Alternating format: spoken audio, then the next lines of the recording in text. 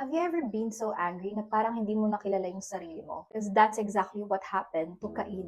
Pag naririnig natin si Cain, ang unang pumapasok sa isip natin is pinatay niya yung kapatid niyang si Abel. Pero habang binabasa ko ulit yung story, may part na tumatak sa akin. The Bible says Cain became very angry. And bago pa siya magkasala, kinausap muna siya ng Diyos because God saw through him.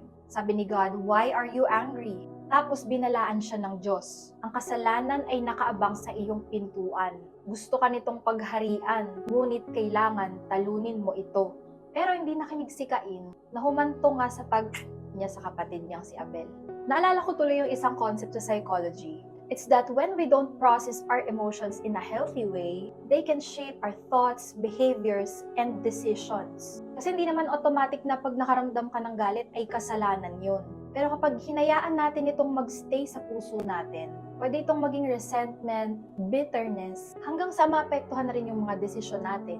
Kaya nga sabi ng Diyos kay Cain, you must rule over it. Hindi dahil bawal siyang magalit, pero dahil alam ng Diyos kung ano ang pwedeng gawin ng unchecked anger sa puso ng isang tao. Pero here's the hope. Hindi kailangang galit ang magdikta sa kung sino tayo. Because in Christ, we are not slaves to sin anymore.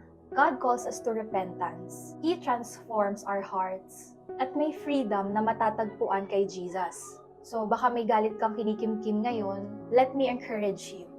Don't wait until anger turns into sin. Dalhin mo na yan kay Jesus. Hayaan mo siyang sumaliksik sa puso mo. At tulungan kang mabuhay in obedience to Him. Because freedom begins when we surrender our hearts to Christ. Remember, psychology is our lens, the scripture is our truth, and Jesus is our hope.